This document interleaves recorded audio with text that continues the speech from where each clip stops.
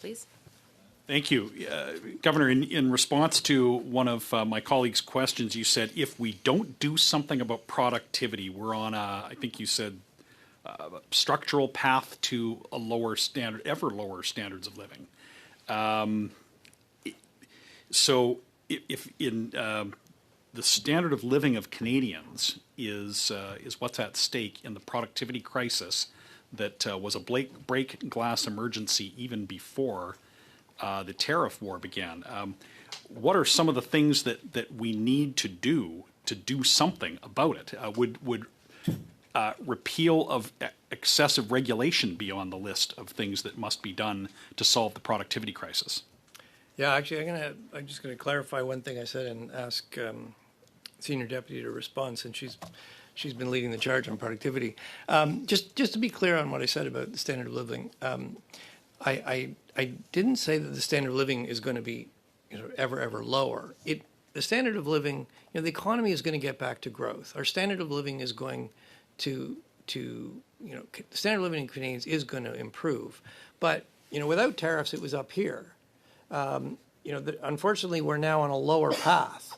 And in the monetary policy report, our estimate is that path is about 1.5% lower. That's material. But let me ask the Senior Deputy Governor to talk about some of the things we could do to bend that lower curve back up to the higher. Okay, because it was the Deputy Governor's concern and called it a break glass emergency before the tariff war began.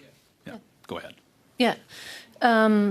So in terms of what could we do, the point that you made is a good one. We could look at our regulatory environment. You want to be careful when you remove regulations. Usually they're there for a reason, but certainly they can always be reviewed and made efficient. I think if I was going to focus on regulation in Canada, one of the things I think we could do is look at where regulations differ across provinces for unclear reasons. So certainly standardizing regulation, making it easier to comply with the regulation, that would be one step.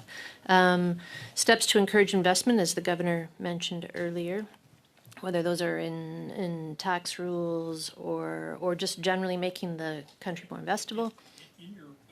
In the report that you had delivered, you did single out, actually you spoke about energy and aerospace were two industries you mentioned that are high productivity industries, and oil and gas is one where we've seen a flight of capital and a lack of investment, a lack of pipeline capacity.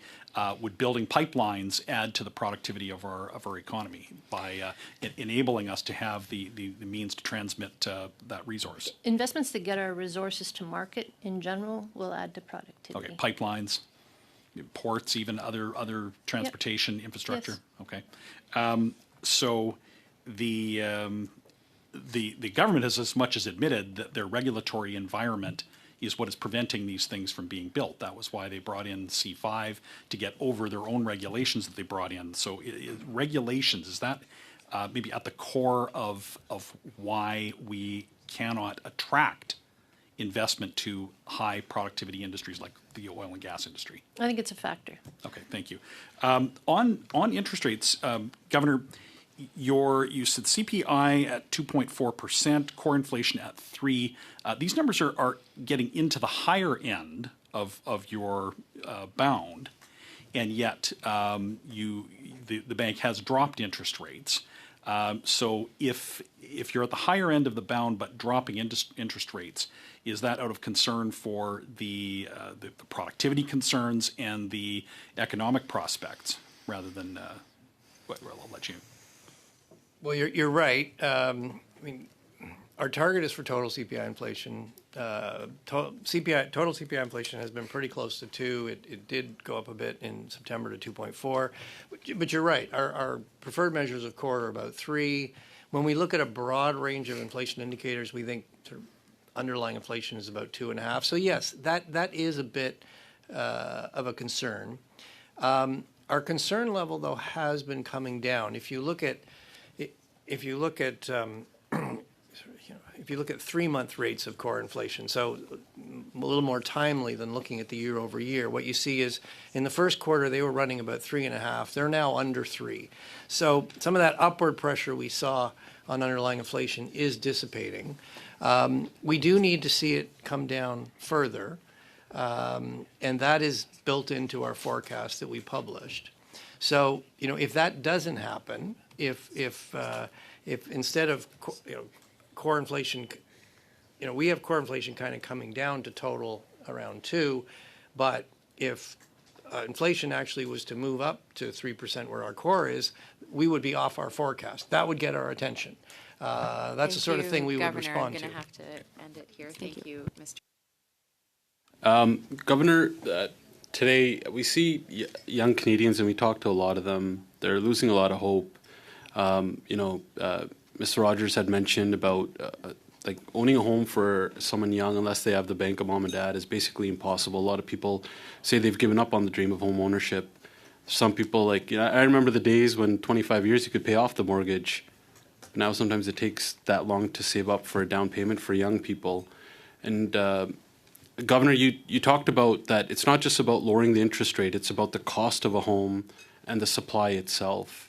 And I think those also they go hand in hand, and we see with the government's own housing agency is saying that housing starts are going down this year, and they're going to be worse next year. And for young people, I think it's almost impossible for them to get by, let alone what we're seeing with food price inflation as well. My question is that we see that in this new budget, there's an industrial carbon tax that's going to increase. Are those some of the inputs from that? Because it goes into the steel that goes into a home, it goes into the concrete that goes into a home, and it increases the costs. Would you say that as this industrial carbon tax increases, it could impact the cost of a house? I don't think we have any work on that. I mean, the industrial carbon tax is largely, so it's imposed on very large emitters, and most of what they're producing is exported. So it's not having much of an impact on prices here in Canada.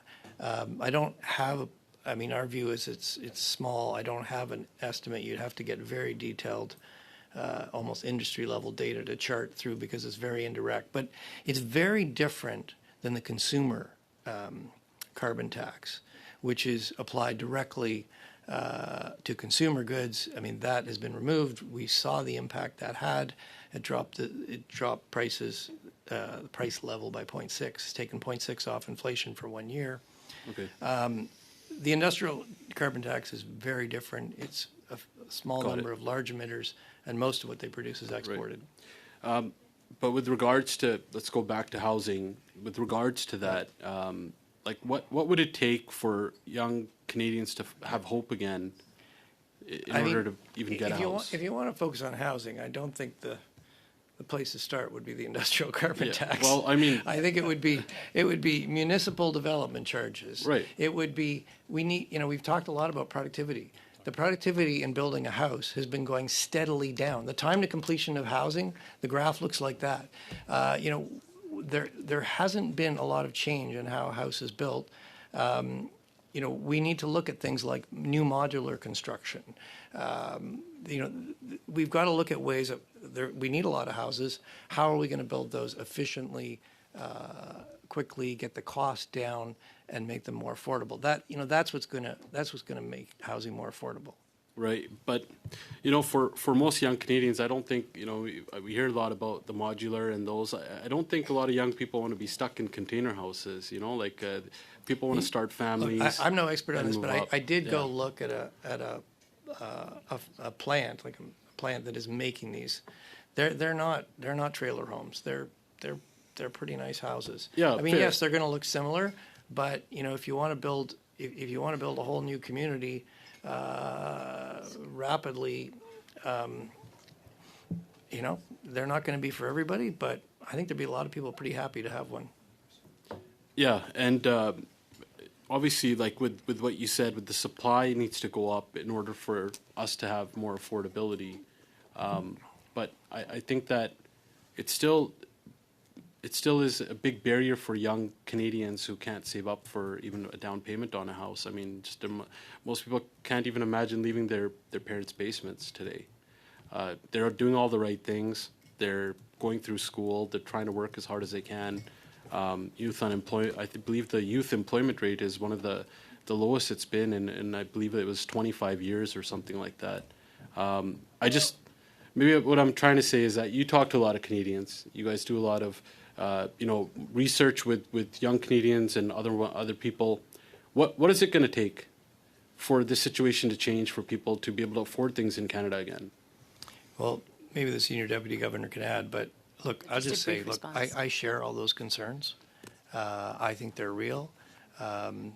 Employment growth is weak right now. That particularly affects youth because they're the ones that are coming into the labor market.